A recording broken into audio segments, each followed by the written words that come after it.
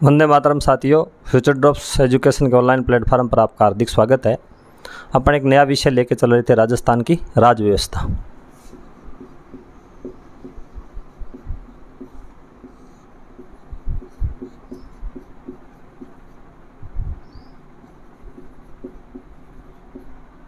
राजस्थान की राज व्यवस्था।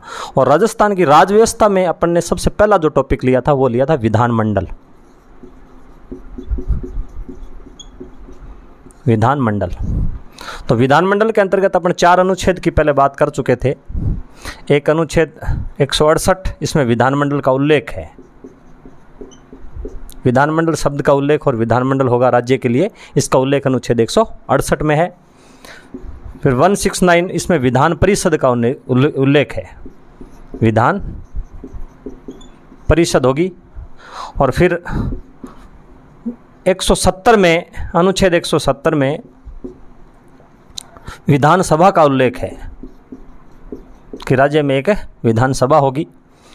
और फिर अनुच्छेद 171 में विधान परिषद की संरचना है।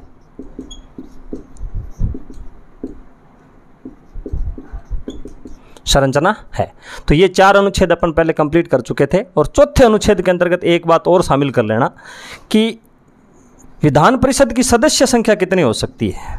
सदस्य संख्या, तो विधानसभा की 1/3 होगी। विधानसभा की 1/3 सदस्य, यानी जो विधानसभा के सदस्य है उनके 1/3 सदस्य विधान परिषद के अंतर्गत हो सकते हैं। ये अपने को ध्यान में रखना है। जैसे राजस्थान में 200 है तो 66 एक सदस्य बनते हैं। ये आप अपने को ध्यान में रखना है कि विधान परिषद की जो सदस्य संख्या है वो कितनी हो सकती है। विधानसभा की 1/3 यानी 1/3, यानी विधानसभा की जो सदस्य संख्या है उसकी 1/3। और न्यूनतम कितनी हो सकती है, 40। ये 2 बातें और इसमें इंक्लूड कर लेना, ये अपने को ध्यान में रखना है। तो ये बातें अपन पिछले वीडियो के अंतर्गत कंप्लीट कराए थे। तो विधानमंडल, विधान परिषद, विधानसभा और विधान परिषद की संरचना, ये अपना जो टॉपिक है वो कंप्लीट हो चुका है। अब अगर अगला जो टॉपिक है उसकी बात करते हैं, वो है अपने पास इसका क्या हो जाएगा, जो विधानमंडल की समय अवधि कितनी है। अनुच्छेद 172 की बात करते हैं।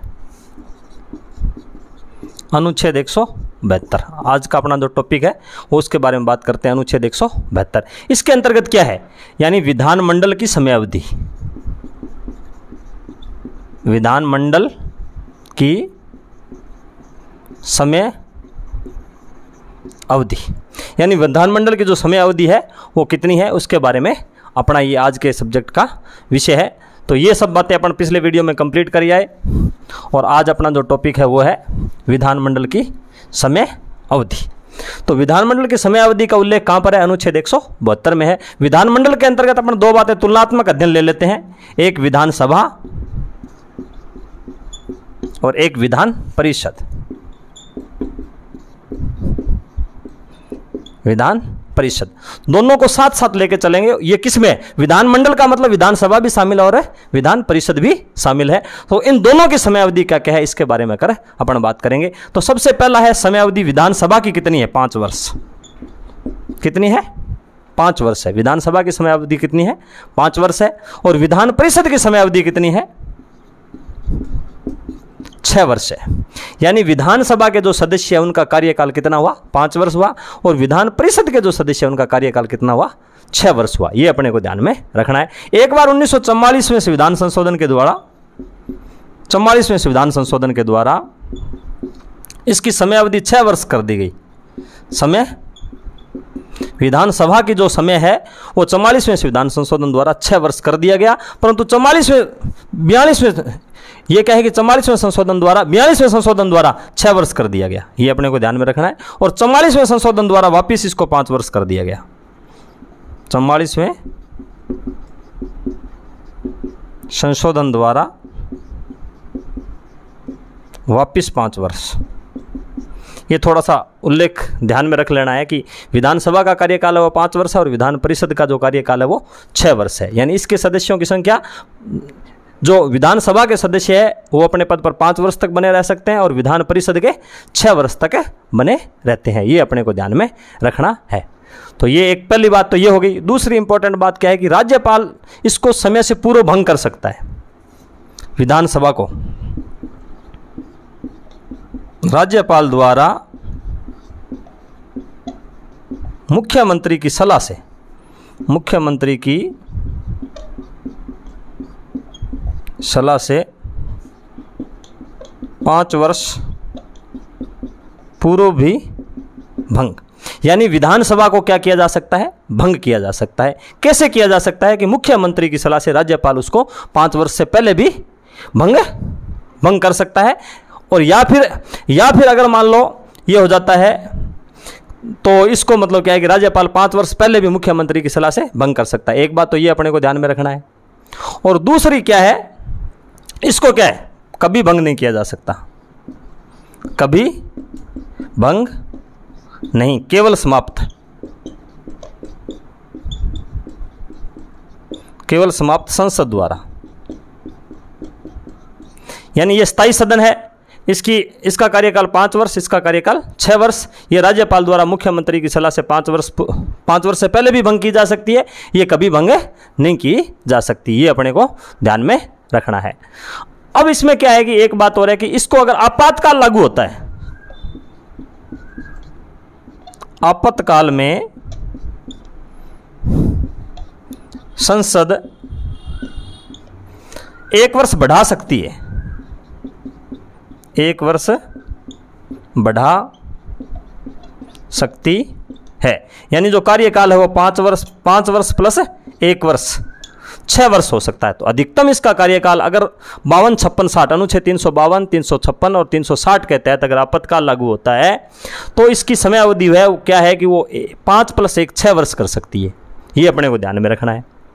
और क्या हो सकता है कि अगर ये आपातकाल लागू होता है और आपातकाल लागू होने के बाद 2 महीने बाद आपातकाल समाप्त हो जाता है, सपोज करो, तो ये जो बढ़ाई गई समय अवधि है वो 6 महीने तक वैध रहेगी। आपातकाल समाप्त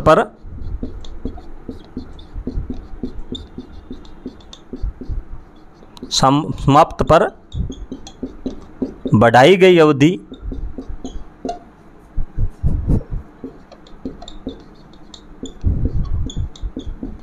6 माह वैध रहेगी।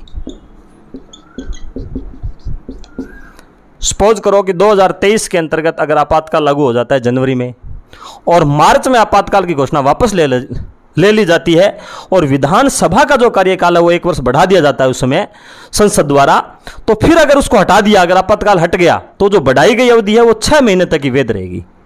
ये नहीं कि पूरे साल तक बढ़ाई हुई मानी जाएगी। आपातकाल समाप्त होते ही तुरंत उसकी अवधि है वो 6 माह इसको अधिकतम रख सकते हैं। ये अपने को ध्यान में रखना है। और इसके अंतर्गत क्या होता है कि जो सदस्य है, इसके सदस्य तो 5 वर्ष तक रहते हैं। इसके सदस्यों की जो सदस्यों का कार्यकाल है वो कितना होता है, सदस्यों का कार्यकाल 6 वर्ष। और 6 वर्ष में क्या है कि 1/3 सदस्य प्रति 2 वर्ष बाद अवकाश ग्रहण करते हैं।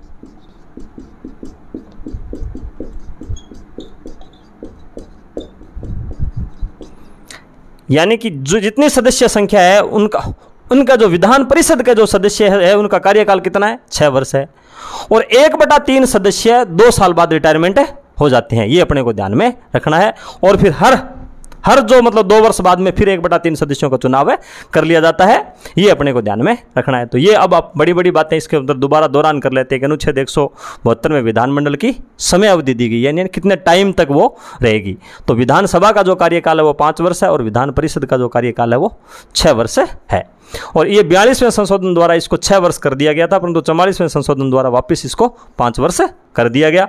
राज्यपाल द्वारा विधानसभा है वो राज्यपाल द्वारा मुख्यमंत्री की सलाह से समय से पहले भी भंग की जा सकती है, परंतु विधान परिषद कभी भी भंग नहीं की जा सकती, केवल समाप्त की जा सकती है। आपातकाल में संसद अगर विधानसभा का 1 वर्ष कार्यकाल बढ़ा सकती है और अगर वो आपातकाल की अवधि समाप्त हो जाती है तो बढ़ाई गई अवधि सिर्फ 6 माह तक वैध रहती है। और इसके जो सदस्य है उनका कार्यकाल 6 वर्ष होता है और 1/3 सदस्य प्रति 2 वर्ष बाद अवकाश ग्रहण कर लेते हैं। ये अपने को ध्यान में रखना है। तो ये हो गया विधानमंडल की समयावधि अनुच्छेद 172। अब अनुच्छेद 173 की बात करते हैं।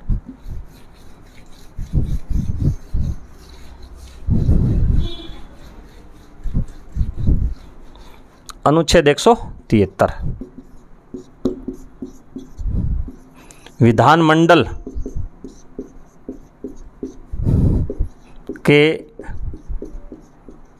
सदस्यों की अहर्ता, अहर्ता का मतलब होता है योग्यता, यानी क्या क्वालिफिकेशन होने चाहिए, कौन जो सदस्य है वो विधानमंडल का सदस्य चुना जा सकता है, उसके लिए क्या क्या योग्यताएं हैं। तो ये अपने को ध्यान रखना है कि अपने पास 5 अनुच्छेद एकदम क्लियर हो गए। विधानमंडल 168, विधान परिषद 169, विधानसभा 170 और विधान परिषद की संरचना 171 और विधानमंडल की समयावधि 172 और अनुच्छेद 173 में विधानमंडल के सदस्यों की अहर्ता या योग्यता, यानी क्या क्या योग्यता है। विधानमंडल की बात आती है तो अपन जो है अपने पास, अगर विधानसभा की बात आती है तो सिर्फ अपन विधानसभा की बात करेंगे, परंतु विधानमंडल की बात आती है तो विधानसभा और विधान परिषद दोनों की अपन बातें करेंगे। तो इसमें भी वही दोनों बातें तुलनात्मक रूप से याद रखना है। विधानसभा की क्या योग्यता है सदस्यों की और विधान परिषद में क्या योग्यता है। विधान परिषद में क्या योग्यता है और विधान सभा में क्या योग्यता है, तुलनात्मक रूप से ध्यान में रखना है। तो सबसे पहले विधानसभा की बात करते हैं तो भारत का नागरिक हो, कोई भी सदस्य अगर चुना जाएगा विधानसभा का एमएलए तो भारत का नागरिक। विधान परिषद में भी क्या है, वही है, भारत का नागरिक।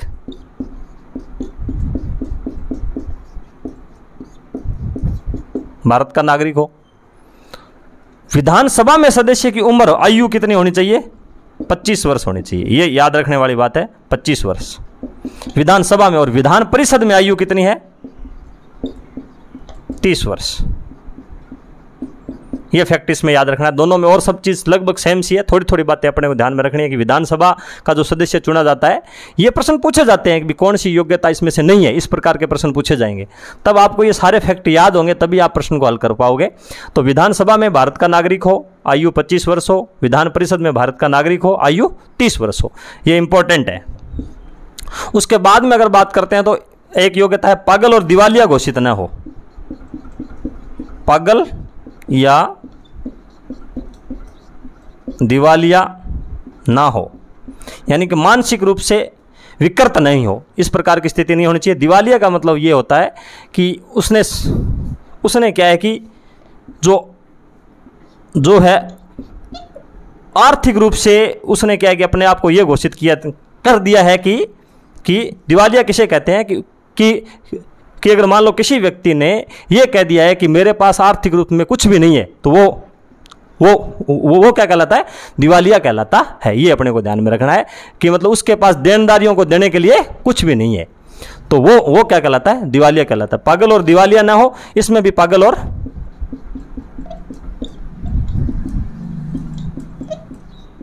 दिवालिया ना हो, ये योग्यता हो गई। और क्या है, लाभ के पद पर न हो, इसमें भी कोई व्यक्ति अगर विधानसभा का सदस्य चुना जाता है तो वो लाभ के पद पर ना हो। अगर कोई व्यक्ति लाभ के पद पर हो तो उसको वहां से इस्तीफा दे देना चाहिए। इसमें भी लाभ के पद पर ना हो, लाभ के पद पर ना हो, ये योग्यता होनी चाहिए। एक क्या है कि अनुच्छेद विधानसभा में अनुच्छेद 190 क्लोज 1 और 2 के अनुसार लोक प्रतिनिधित्व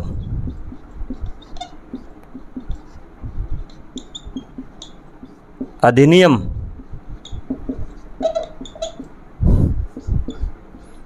1950 के अनुसार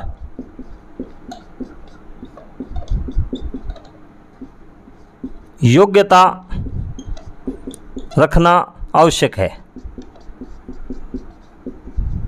एक लोक प्रतिनिधित्व अधिनियम 1950 निकाला गया है, उसके अंतर्गत कुछ शर्तें निर्धारित की गई है। तो वो वाली योग्यता है वो क्या है कि विधानमंडल के सदस्यों को पूरा करना आवश्यक है, ये अपने को ध्यान में रखना है। और यही बात सेम उसमें भी है, लोक प्रतिनिधित्व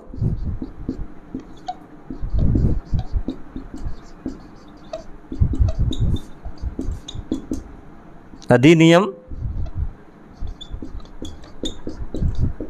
1950 अनुसार योग्यता रखता हो। इसमें लोक ये जो है विधान परिषद के अंतर्गत दो बातें अपने को एक्स्ट्रा ध्यान रखनी है कि राज्य निर्वाचन सूची में नाम हो, अगर कोई भी सदस्य इसमें चुना जाता है तो उसका राज्य निर्वाचन सूची में नाम हो। जैसे कोई व्यक्ति राजस्थान से अगर सदस्य चुना जाता है विधान परिषद में, तो जो राज्य की निर्वाचन सूची है उसके अंतर्गत उसका नाम होना चाहिए। अगर उसमें एक और कंडीशन आती है कि कोई व्यक्ति अगर राज्यपाल द्वारा मनोनीत किया जाता है तो मनोनयन की स्थिति में वह राज्य का मूल निवासी हो। मनोनयन में राज्य का मूल निवासी हो, राजस्थान का अगर रहने वाला हो तो उसको अगर मान लो राज्य की विधान परिषद के अंतर्गत राज्यपाल अगर किसी सदस्य को ये करता है, मनोनयन करता है, तो फिर उस स्थिति में वो राज्य का मूल निवासी होना भी बहुत जरूरी है। एक कंडीशन इसमें और ध्यान रखनी है कि अगर कोई सदस्य विधानसभा और विधान परिषद दोनों का सदस्य चुना जाता है, दोनों का सदस्य चुना जाता है, तो पहले पद से 10 दिन में त्यागपत्र दे। एक तो ये कंडीशन है कि अगर कोई सदस्य विधानसभा का भी सदस्य है और वही व्यक्ति, आप ये सपोज करो कि कोई सदस्य विधान परिषद में सदस्य है, विधानसभा के चुनाव हुए और फिर वो सदस्य विधानसभा का सदस्य चुन लिया जाता है, तो फिर इस कंडीशन के अंतर्गत उस सदस्य का ये वाला कर्तव्य बनता है कि दोनों सदनों का सदस्य चुना जाता है तो जो मतलब पहले है उसका मतलब 10 दिन के अंतर्गत त्यागपत्र दे दे। एक तो ये है कि वो मतलब वो व्यक्ति 10 दिन के भीतर त्यागपत्र देगा। अगर वो त्यागपत्र नहीं देता है तो जो है जहां से पहले चुना गया, जहां से पहले चुना गया वो स्थान रिक्त माना जाएगा, रिक्त माना जाएगा। यानी कि अगर वो त्यागपत्र नहीं देता है 10 दिन के अंतर्गत तो फिर स्वतः में वो जो पद था उससे त्यागपत्र मान लिया जाएगा। ये अपने को ध्यान में रखना है। तो अब अपने विधानमंडल की जो समयावधि अनुच्छेद 172 है और अनुच्छेद 173 में विधानमंडल के सदस्यों की योग्यताएं हैं।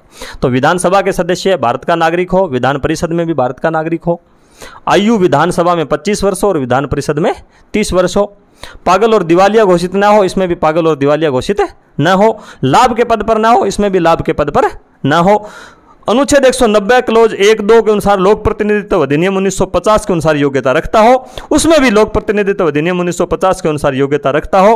और अगर यह स्थिति आती है कि वो सदस्य राज्य के निर्वाचन सूची में भी उसका नाम होना चाहिए। विधान परिषद का अगर कोई सदस्य चुना जाता है तो राज्य की निर्वाचन सूची में उसका नाम होना चाहिए। और अगर स्थिति आती है मनोनयन की, राज्यपाल द्वारा मनोनीत किया जाता है, तो फिर वो जो स्थिति है तो फिर वहां उस राज्य का वो मूल निवासी होना चाहिए। अगर कोई सदस्य विधानसभा और विधान परिषद दोनों का सदस्य चुन लिया जाता है तो वो जो उनका जो था उसका पहला पद, उसके अंतर्गत वो 10 दिन के भीतर त्यागपत्र देगा। और अगर वो त्यागपत्र नहीं देता है तो जो वो स्थान है पहला, वो वहां से उसका स्थान है रिक्त माना जाएगा, वो उसका सदस्य नहीं माना जाएगा। ये अपने को ध्यान में रखना है। तो आगे अपन 2 अनुच्छेद के बारे में कंप्लीट अध्ययन कर चुके हैं। 4 अनुच्छेद के बारे में पहले किया था। अनुच्छेद और उसके अंतर्गत क्या क्या आता है। अगला जो अनुच्छेद है वो अनुच्छेद 174। अनुच्छेद 174। अनुच्छेद 174 के अंतर्गत क्या है कि विधानसभा का सत्र, सत्रावसान और विघटन, 3 बातें। विधानमंडल का सत्र, सत्रावसान, 17 अवसान, और क्या है विघटन। 3 बातें हैं विघटन। तीनों बातों के अंतर्गत अपन बात करेंगे कि विधानमंडल, विधानमंडल का मतलब विधान परिषद और विधानसभा दोनों एक साथ चल रहे हैं। विधानमंडल शब्द कहीं आता है तो ये अपने को ध्यान रखना है कि विधानमंडल और विधान परिषद दोनों की बात हो रही है। अगर विधानसभा आता है तो सिर्फ विधानसभा की बात हो रही है, और विधान परिषद आती है तो सिर्फ विधान परिषद की बात हो रही है। तो विधानमंडल का अंतर्गत ये हुआ कि विधानसभा और विधान परिषद का सत्र, 17 अवसान और विघटन, इसका अधिकार किसके पास है और किस तरीके से होता है, इसके बारे में अपन बात करेंगे। तो इसी में भी दोनों बातें आ जाएगी, विधानसभा और विधान परिषद, और विधान परिषद, ये अपने को ध्यान में रखना है। तो सत्र, सत्र की बात करते हैं तो बैठक को बोलते हैं। सत्र मतलब स्टार्ट होगी, बैठक किस प्रकार से स्टार्ट होती है। तो दोनों सदनों की ये एक है कि भी कम से कम एक वर्ष में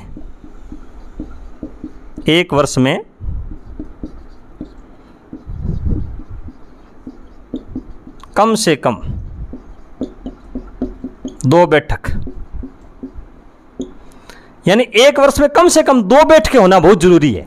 विधानसभा की ये नियम है कि कम से कम एक वर्ष में 2 बैठक तो होनी चाहिए। उसके बाद तो चाहे 4 हो चाहे 6 हो, अधिकतम की कोई सीमा नहीं है, परंतु कम से कम 2 बैठक होनी चाहिए विधानसभा की पूरे एक वर्ष के अंतर्गत। और यही सेम कंडीशन किसके अंतर्गत है, विधान परिषद में।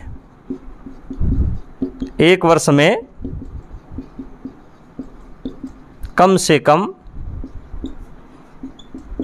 2 बैठक, यानी जो विधानसभा के जो सदस्य है या फिर विधान परिषद के जो सदस्य है वो एक वर्ष में 2 बार कम से कम सब मिलकर बैठक जरूर करें और उसमें कोई निर्णय ले। अब ये है कि बैठक में जो अंतराल है वो 6 माह से अधिक ना हो। ये नहीं कि ये ना हो कि मतलब एक बैठक तो फरवरी में हो गई और फिर क्या है कि 9-10 महीने बाद अक्टूबर में हो गई, ऐसा नहीं। 6 महीनों से ज़्यादा का अंतर नहीं होना चाहिए। दूसरा ये कंडीशन है, बैठक में 6 माह से ज़्यादा का अंतर ना हो, यानी कि विधानसभा के अंतर्गत एक वर्ष में कम से कम 2 बैठकें हो और बैठक में 6 माह से ज़्यादा का अंतर न हो। यही विधान परिषद में है, बैठक में 6 माह से अधिक अंतर ना हो। ये किसके अंदर, विधानसभा के सत्र की बात हो गई। ये तो हो गई सत्र की बात, यानी एक शब्द ये कंप्लीट कर चुके हैं कि सत्र में क्या है कि एक वर्ष में कम से कम 2 बैठकें और बैठक में 6 माह से अंतर ज़्यादा न हो। दोनों में ये सेम बातें हो गई। अब है 17 अवसान, यानी विधानसभा का 17 अवसान है कौन कर सकता है, राज्यपाल द्वारा किसी भी सदन का 17 अवसान किया जा सकता। 17 अवसान का मतलब क्या हुआ, जो बैठक चल रही है उसको समाप्त घोषित कर दिया जाता है। यह ध्यान रखना है, हर शब्द का अर्थ अपने को ध्यान में रखना है। सत्र का मतलब बैठक शुरू हुई, 17 अवसान का मतलब जो बैठक है उसको समाप्त कर देना। तो बैठक को समाप्त कौन कर सकता है, राज्यपाल द्वारा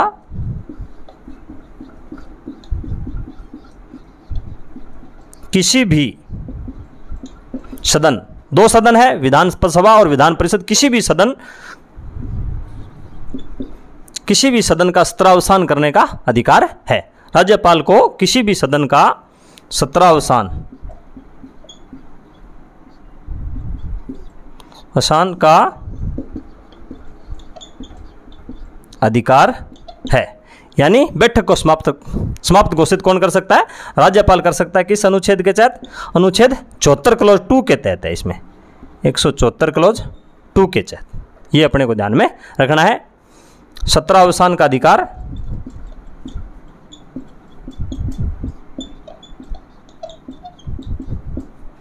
राज्यपाल, अनुच्छेद 74 क्लॉज 2 के तहत। ये बात हो गई 17 अवसान, यानी बैठक को समाप्त की घोषणा। अब विघटन वाली बात अपन पहले भी करके आए थे। मुख्यमंत्री की सलाह से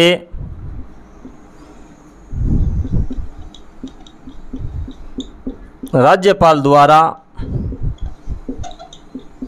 विघटन, अनुच्छेद 174 के तहत मुख्यमंत्री की सलाह से राज्यपाल द्वारा इसका विघटन किया जा सकता है और इसका विघटन नहीं किया जा सकता। विधान परिषद का विघटन नहीं किया जा सकता है, केवल समाप्त, केवल संसद इसको समाप्त कर सकती है।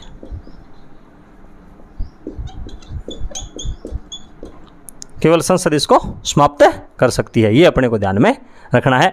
तो ये बातें आ गई कि विधानमंडल का जो सत्र, सत्रावसान और विघटन किसके अंतर्गत है, अनुच्छेद 174 के अंतर्गत है। क्या क्या बातें हैं? सत्र की अगर बात करते हैं तो एक वर्ष में कम से कम 2 बैठकें होगी और बैठक में 6 माह से ज़्यादा का अंतर नहीं होगा। सत्र का मतलब क्या होगा?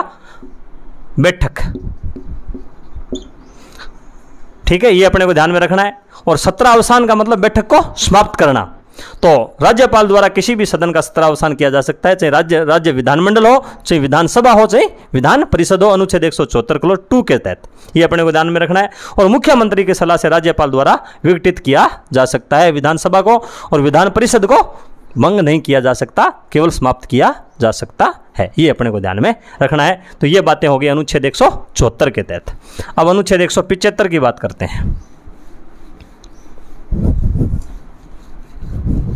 अनुच्छेद 175 के अंतर्गत क्या क्या शामिल है? सदनों में अभिभाषण, यानी जो सदन है, राज्य विधानमंडल के 2 सदन है, उन सदनों में अभिभाषण कौन देगा, यानी संबोधन कौन करेगा, ये अपने को ध्यान में रखना है। संबोधन और सूचना देना और सूचना लेने का अधिकार किसको है? राज्यपाल को है। ये बात अनुच्छेद 175 में है। अनुच्छेद 175 सदनों में अभिभाषण, अभिभाषण का मतलब होता है संबोधन, यानी जो राज्यसभा, जो अपना राज्य विधानमंडल है उसके 2 सदन है, उसको संबोधन कौन करेगा या उसमें अभिभाषण कौन देगा? राज्यपाल देगा। एक तो ये हो गया सदनों में अभिभाषण, और राज्यपाल को सूचना प्राप्त करने का अधिकार, यानी राज्यपाल राज्यसभा से भी और जो है विधानसभा से भी और क्या अपना विधान परिषद से भी सूचना मांग सकता है या सूचना भेज सकता है। संदेश भेजने का अधिकार या सूचना प्राप्त करना, सूचना या संदेश भेजना और प्राप्त करने का उसको अधिकार है, ये अपने को ध्यान में रखना है। तो 2 बातें आ गई कि एक तो अभिभाषण और एक संदेश को देना और लेना, ये अपने को ध्यान में रखना है, ये राज्यपाल को अधिकार है। तो इसमें अभिभाषण क्या है, अभिभाषण किस किस स्थिति में होता है, ये अपने को ध्यान में रखना है। आम चुनाव के बाद में प्रथम संबोधन कौन करेगा? राज्यपाल करेगा। जैसे आम चुनाव हुआ और राज्यसभा जो अपनी विधानसभा है, क्या है कि उसकी वो बैठक हुई प्रथम, तो उसके बाद में उसको संबोधन कौन करेगा? राज्यपाल करेगा, ये अपने को ध्यान में रखना है। आम चुनाव के बाद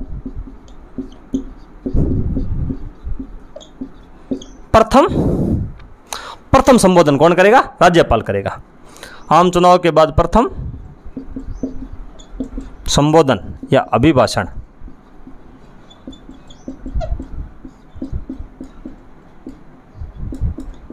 राज्यपाल करेगा। आम चुनाव हुए विधानसभा के, तो उसमें जो प्रथम जो होगी बैठक, उसमें अभिभाषण कौन देगा, संबोधन कौन करेगा, उसको राज्यपाल करेगा, ये अपने को ध्यान में रखना है। प्रत्येक स्तर के आरंभ में भी, अगर जैसे हर साल पहला स्तर स्टार्ट हुआ, हर वर्ष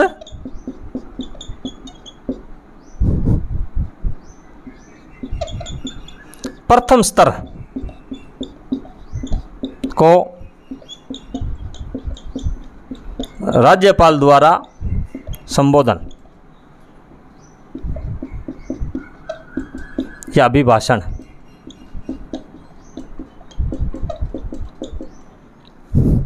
जैसे 2023 के अंतर्गत अगर क्या है कि राज्य विधानसभा की अगर पहली बैठक होती है तो उसको संबोधन कौन करेगा? राज्यपाल करेगा। उसके अंतर्गत अभिभाषण कौन देगा? राज्यपाल देगा। यह किसको अधिकार है? अनुच्छेद 175 के तहत राज्यपाल को अभिभाषण और संबोधन करने का अधिकार है। और लंबित विधायक में संबंध में संदेश प्राप्त करने का भी अधिकार है। ये अपन बात आए थे ना, राज्यपाल को सूचना प्राप्त करने, अगर कोई विधेयक लंबित है, लंबित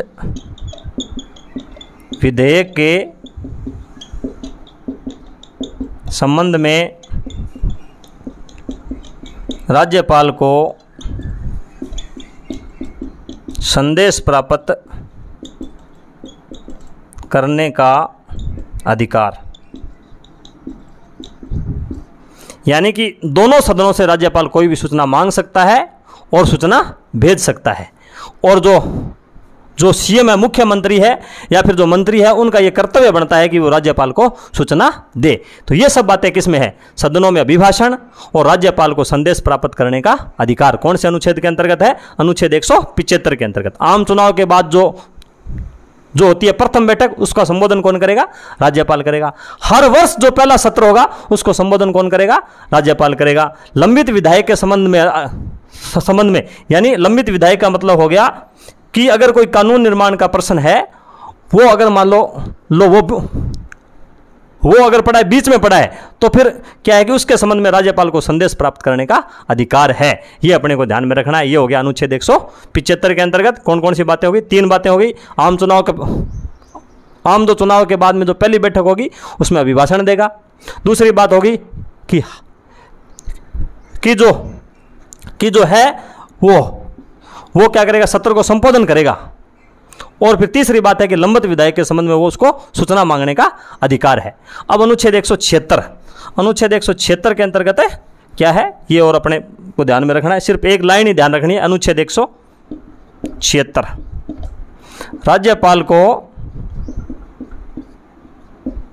राज्यपाल का विशेष